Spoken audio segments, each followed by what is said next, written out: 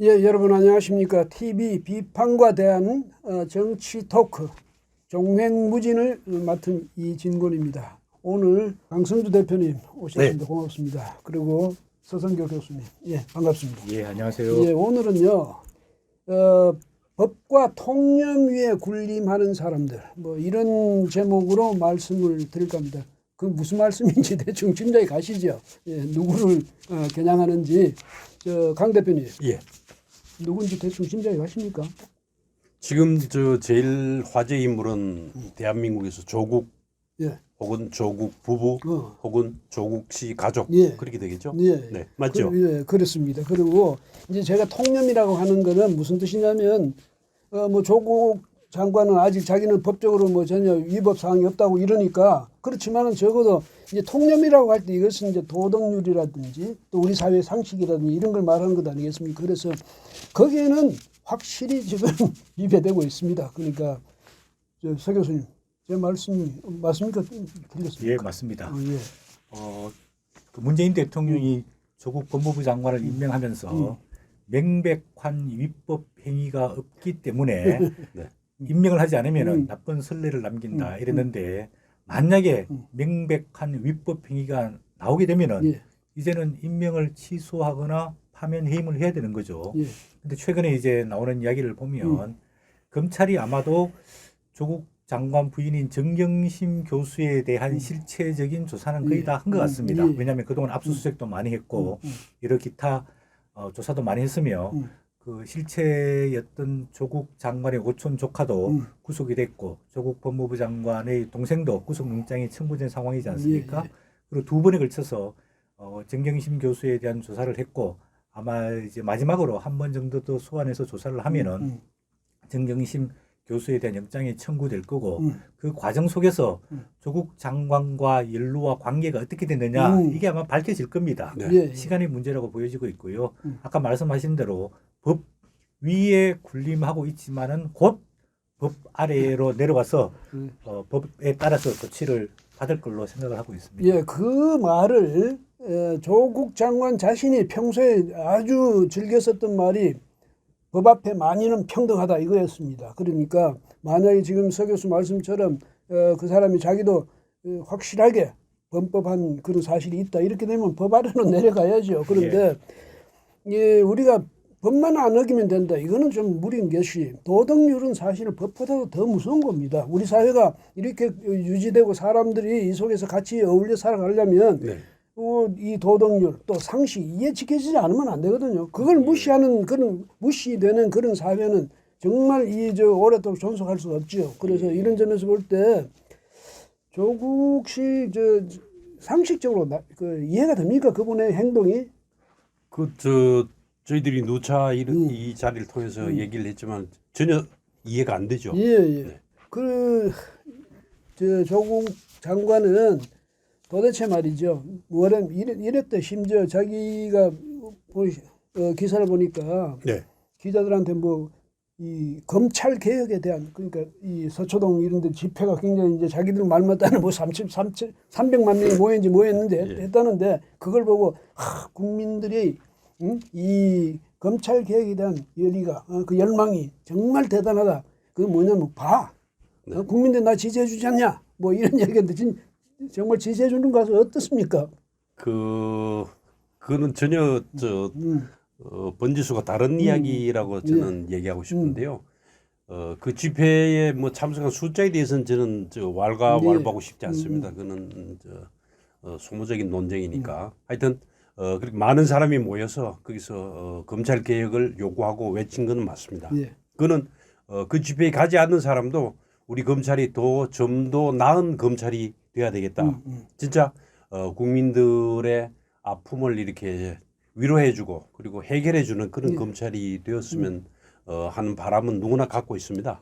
그렇지만은 거기 왔던 사람들이 조국을 지지하기 위해서 왔다고 하는 거는 그는 성립하기 어려운 얘기입니다. 그래서 그걸 그렇게 자기 논에 물대기 하듯이 그렇게 인용하는 거는 저는 맞지 않다고 봅니다. 예, 그러니까 만약에 검찰 개혁이라고 그래도 지금 강 대표님 말씀하신 검찰 개혁 해야죠. 해야 되는데 검찰 개혁은 어떤 식으로 해야 되냐? 우리 보통 사람들의 생각은 이겁니다. 그러니까 아까 뭐 법 앞에 만인은 평등하다 했듯이 또 더 중요한 것이 지위 고하를 막론하고 예. 또 성역이 없이 네. 그렇고 이제 대통령이 특별히 윤석열 총장한테 당부했던 것이 살아있는 권력일수록 더 엄정하게 예, 아닙니까? 예 맞습니다. 저도 아까 우리 강 대표님 말씀에 동의를 하는데요.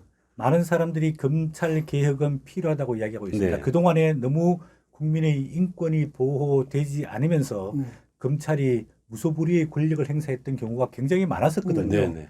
그런 측면에서 검찰 개혁은 필요하지만은 이 시점에 문재인 정부가 지금 출범한 지 2년 5개월이 됐는데 이 시점에 와서 검찰 개혁이 화두가 됐느냐?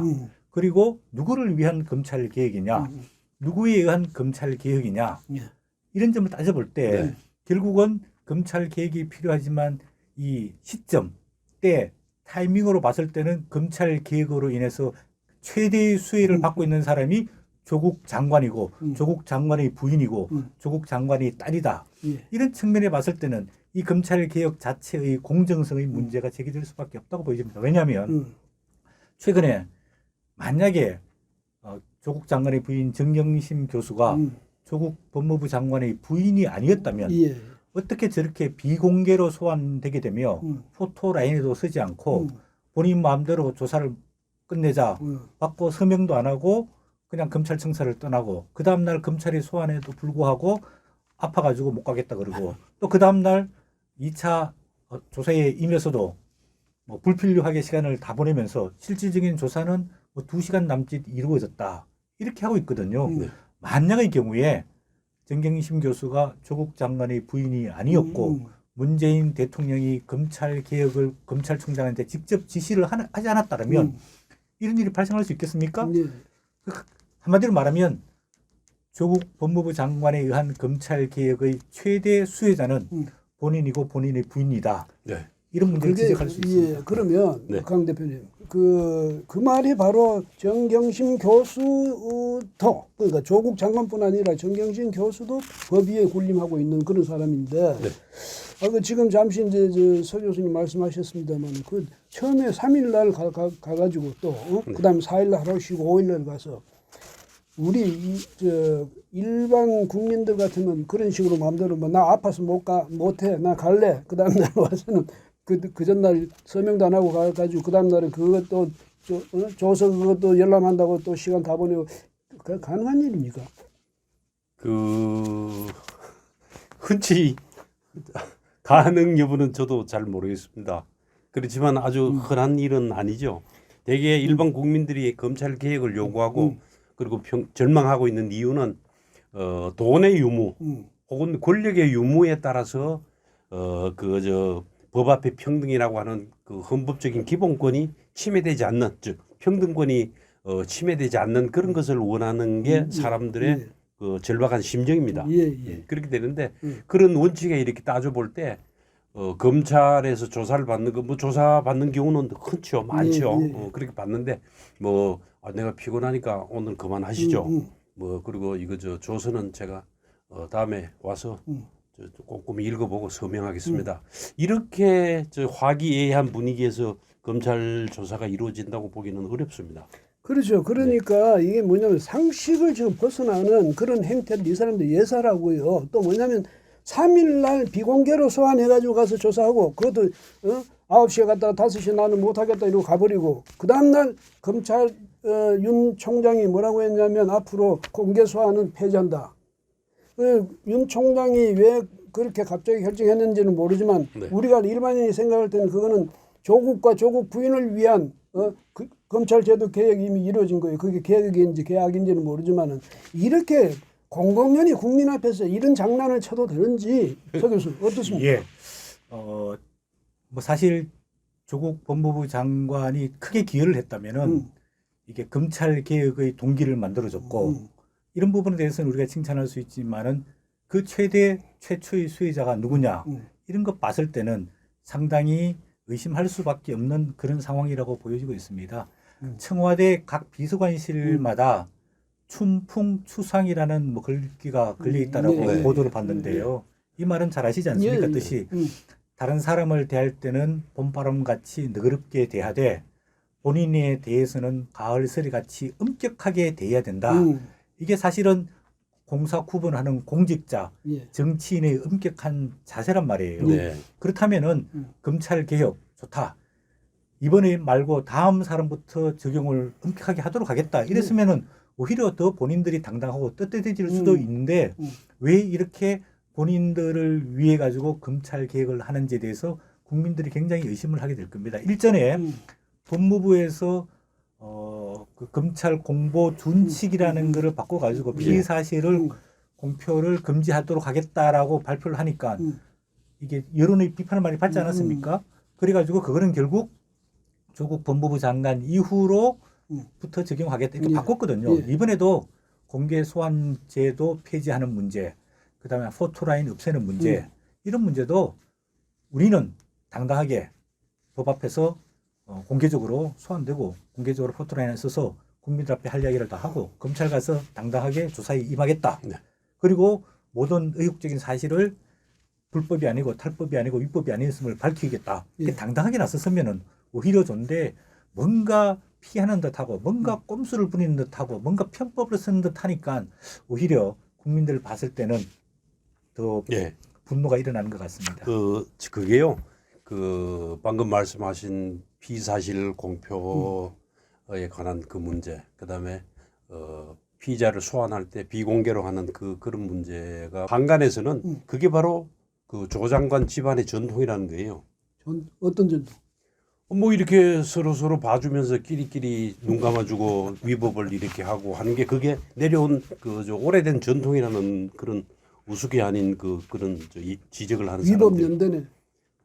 뭐 가족 그래서 저 국감에서도 그 얘기 나와서 그랬지만은 뭐 가족 사기단 뭐라든지 그런 뭐 범죄 저 가족이라든지 그런 험한 얘기까지 나오는 이유가 말하자면 그렇게 해서 가령 피사실이 공표되지 않는 그거는 사실은 맞습니다. 그건 법에 규정된 거고 많은 사람들이 그것 때문에 진짜로 사회적으로 매장이 되고 그게 무죄로 밝혀지거나 아무 관련이 없는 그런 경우는 회복이 되지 않습니다. 왜냐하면 사람들은 이미 그때 검찰이 흘린 거든 어떻게 되든 그 사실에서 저 사람은 뭐 했대 뭘 아는데 이것이 지워지지가 않습니다. 그렇게 돼서 그것 때문에 사람들이 얼마나 절망하고 스스로 목숨을 끊은 사람도 많습니다. 예. 가령 지금 저 수감돼 있는 박근혜 대통령 같은 경우도 얼마나 그런 말하자면 피사실이 저 공개되는 바람에 저 예단이 되고 거기에 따라서 사람들은 이미 마음속으로 다 저 결정을 해버리는 그런 저 사실은 비법적인 행태거든요. 그래서 그게 금지되는 건 좋습니다. 그리고 옛날에 제가 옛날입니다. 이건 1980년대 후반인데 새마을 사건으로 전두환 전 대통령의 동생이 검찰에 소환될 때 그때 제가 현장 취재 기자로서 그때 대검찰청 앞에 있었는데 그때는 막 정경환 씨가 이제 검찰 조사받으러 이렇게 들어올 때 막 카메라 기자하고 막 취재 기자하고 얽혀가지고 정경환 씨가 저 부상을 입었습니다. 예. 그 카메라가 크잖아요. 지금은 카메라가 작아졌는데 그 큰 카메라가 이렇게 몸을 돌리면서 찍을 때 요 이마에 부딪혀가지고 그 부상을 입고 그랬습니다. 그 정도로 난장판인데 그래서 지금 그 뒤로는 이제 검찰에서 그 피의자를 소환할 때는 그 피의자가 서서 그 자리에 서서 포토라인이라고 그러죠. 그렇게 하면서 피의자가 설 자리를 이렇게 삼각형 비슷하게 해서 신문지를 깔든지 테이프를 붙이든지 해서 자리를 이렇게 합니다. 그러면 기자들은 그 라인을 정해가지고 거기 서서 질문하고 뭐 대개는 보면은 그 뭐 국민들에게 하실 말씀이 있습니까? 뭐 부끄럽지 않습니까? 뭐 이런 웃기는 얘기도 나오지만은 대개 그 사람이 정말로 그렇다면은 거기 서서 5분이든 10분이든 자기 입장을 밝힐 수가 있습니다. 그렇게 해서 그게 꼭 검찰에 소환되는 피의자를 망신 주거나 그런 게 아니고 진짜로 그동안에 그 피사실이 사전에 공표됨으로써 본인이 억울했던 거 그런 거를 조목조목 거기서 말할 수도 있습니다. 그러니까요, 이 피의 사실 공표 이게 이제 문제되는 건 사실 지금 그 강 대표님 말씀처럼 그런데 이제 또 하나는 뭐냐면 기소된 이후에도 그 피의 사실 그것을 계속 왜냐하면 기소 일단 되고 나면 변호인들도 방어를 하거든요. 그럼요. 그러니까 방어를 하고 검찰에서 이거는 공소장 그거는 검찰의 주장이고 그 다음에 이 뭐냐면 이제 변호인들이 거기 충분히 또 거기서 방어할 수 있는 그런 상태가 되니까 그때까지도 만약에 공표를 하지 마라. 이것은 국민의 알 권리하고도 관계되는 예. 그런데 제가 이제 문제는 뭐냐면 조국 장관하고 그 부인 이 집안에 대해서 왜 문제를 제기하느냐면요. 박근혜 대통령 아까 네. 강 대표 말씀하셨지 않습니까? 그때는 그 피사실 공표를 공공연히 왜 오히려 더 압박을 하기 위해서 더 했어요. 지금 소위 집권층 예. 여당 예. 이 사람들이 이 사람들이 그랬잖아요. 이거는 순전히 정치적인 의도로 그런 거거든. 완전히 기를 죽여버리기 위해서. 그다음에 국민들한테 이 사람 완전히 낙인을 찍어버리기 위해서. 그랬고 이재수 장군 있잖아요. 네. 이재수 장군은 작년 12월 3일입니까? 거기 어디야 구속 적부심 하러 가는데 영장실질 심사. 네. 아니 거기 가면서 수갑 채워 갔잖아요. 그 나중에는 구속 기각됐잖아요. 영장이. 예. 이런 짓까지 한 사람들이 하필이면 이제 우리가 생각할 때 윤석열 총장이 오히려 선제적으로 그래 개혁 좋다 우리가 선제적으로 할게 이렇게 했을 수도 있지만은 어쨌든 일반인들이 우리 상례라든지 통념이라든지 여기에 비춰서 너무 지나치게 특혜를 준 거 아니에요. 이건 있을 수 없는 일이지. 예. 맞습니다. 또 한 가지 뭐 지나간 일이지만은 조국 법무부 장관 자택에 대해서 압수수색 있지 않았습니까? 네. 상당히 그것도 늦은 시점에 이루어졌는데 그 자택 압수수색이 이루어지는 과정 속에서 조국 장관이 전화를 받아가지고 네. 담당 압수수색하는 검사한테 법무부 장관입니다. 그리고 상대방이 너 검사 특수부 검사 누구입니다. 이렇게 하고 아내가 건강이 안 좋으니까 신속하게 배려를 해주면서 신속하게 빨리 압수수색을 끝내달라. 보통 우리 일반 경우 같으면은 압수수색을 당하면은 굉장히 가족들이 당황스럽고 굉장히 불편하고 이 체면에 손상되고 굉장히 어려운 경우인데 네. 그럴 경우에 어떻게 우리 일반인 같으면은 집에다가 전화를 해서 검사를 바꿔달라 그래서 검사한테 압수수색을 배려해주고 신속하게 해달라 이런 얘기를 할 수 있습니까? 몇 번이나 했다면서요. 예, 그리고 현장에는 또 변호사들이 있었다고 이야기하고 예, 있습니다. 그럼 예. 변호사를 통해 가지고 본인 입장을 변호하거나 방어할 수 있는 것 아닙니까? 네. 그런데 검찰에 대해서 지휘권과 통제권을 갖고 있는 장관이 직접 압수수색을 집행하고 있는 검사한테 전화를 해가지고 그렇게 이야기한다는 것 자체도 상당히 이게 법 위에 네. 군림하고자 하는 그런 자기만의 특권의식이 굉장히 강하다고 보여지는데요. 이게 일반 사인들 사이에도 문제가 되지만은 법무부 장관이나 우리나라 국무위원이자 법을 집행하는 최고의 공직 아닙니까? 그럼요. 공직이면 공직일수록 더 엄격한 법에 근거해서 또 도덕성에 근거해서 이렇게 일을 해야 되는데 이건 너무 불법, 탈법, 편법, 법 위에 군림하게 되니까 국민들로 하여금 네. 더 분노를 자아낸 것 맞습니다. 같습니다. 미국 법무부는 영어로 이 선배 뭔지 아시죠? Department of Justice입니다. 정의부입니다. 정의부. 우리는 가령 그 말을 아니 이렇게 우리도 문 대통령이 그 공정과 정의를 얼마나 내세웠는데 맞죠. 그걸 그대로 실행하지 않고 방금 말씀처럼 법 앞에 평등하지도 않고 상식에 부합하지도 않는 게 문제지만은 제가 그 말씀하시니까 놀래가지고 일순간 말이 안 나왔습니다. 아니 참고로 우리 네. 저기 이 강 대표님이 한때는 VOA 그 미국 국무부에서 운영하는 그 방송 있죠. 거기 한국 대표를 맡으셨습니다. 그래서 미국 특히 국무부에 대해서는 아주 해박한 지식을 갖고 계십니다. 예, 계속하십시오. 예. 그러니까 그 이름이 갖고 있는 의미가 뭡니까? 정의를 수호하고 정의에 대한 어떤 표본이 되고 정의를 지키는 그런 역할을 해주도록 예. 사람들이 요구하는 자리입니다. 예, 예. 그냥 뭐 다른 부처를 비교하는 게 좀 이상합니다만은 뭐 농림해양수산부라든지 가령 뭐 이런 저 일반 부처하고 다릅니다. 예. 법무부라는 게 예. 그 어떤 저 국가를 대표해서 그 저 정의를 수호하고 정의를 실현해 나가고 가령 이렇게 해서 없는 사람들의 그런 걸 풀어주는 그런 역할을 하기를 어떤 공권력의 대표로서 예. 그것을 우리 국민들이 기대하고 또 요구하는 거 아닙니까? 예. 그런 그 입장에서 볼 때는 조국 장관의 임명 자체도 말이 안 되지만은 그 뒤에 계속되고 있는 지금 한 달 이상 인사청문회라든지 그 나머지 어떤 의혹에 관해 대처하는 거라든지 그리고 그 뒤에 하나씩 밝혀지고 있는 그런 내용들을 볼 때는 저는 하루하루 그 이런 상황이 계속되는 게 안타깝고 슬픕니다. 예, 그래서 저는 조국 장관을 생각하면 참 우리가 흔히 하는 말로 후한무치한 사람이다 이런 생각이 들어요. 그다음 대통령도 참 대책 없는 사람이다. 어떻게 이렇게 자기가 임명해가지고 그다음에 그렇게 우기느냐 이런 생각도 들고요. 그다음 또 하나 정말 지금 우리 사회 분위기에서 제가 이해할 수 없는 것은 숫자가 정의와 불의를 가르는 기준이 돼 있어요. 숫자가. 그러니까 누가 얼마나 그 집회에 많이 왔느냐 이거 가지고 옳으냐 그르냐 정의냐 불의냐 이게 구분되는 참 희한한 이런 시대에 우리가 살고 있습니다. 여기 대해서 오늘 이제 이야기는 뭐 앞으로도 계속 해나가겠습니다만 두 분께서 네. 한마디씩 이런 사회 분위기에 대해서 네. 코멘트 한마디씩만 해주십시오. 예. 제가 먼저 하겠습니다. 네, 방금 말씀하신 대로 숫자를 가지고 떼거리의 머리수를 가지고 옳고 그름을 따지거나 혹은 그게 옳지 않느냐라고 이렇게 뉘앙스를 풍기거나 분위기를 만드는 거는 그건 민주주의가 아닙니다. 예. 그리고 법치도 아니고 예. 법 앞에 평등도 아니고 더더구나 상식에 기반한 도덕이 살아있는 사회 세상은 분명히 아닙니다. 예. 우리 서 교수님. 예, 정치는 정리하라 이런 이야기가 있습니다. 예. 정치는 발라야 된다.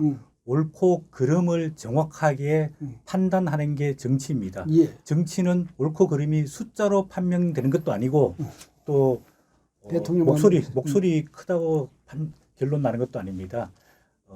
올바른 것이라는 것은 법과 아까 말씀하신 대로 도덕, 그러니까 정치 이전의 인간 기본적인 양심에 근거한 도덕성에 의해서 판명이 됩니다. 예. 이 사태를 초래한 조국 법무부 장관 또 문재인 대통령의 어떤 결자 해지의 결단이 빨리 필요해 보이는 시점입니다. 예, 그래서 이 무슨 말씀이냐면 또 한 말씀을 거기다 더 보태자면 옳고 그러면 대통령이 마음대로 결정하는 거 아닙니다. 예, 그렇죠. 예, 그러니까 오늘은 여기 이 말씀을 끝으로 오늘 순서는 마치겠습니다. 예, 여러분 고맙습니다.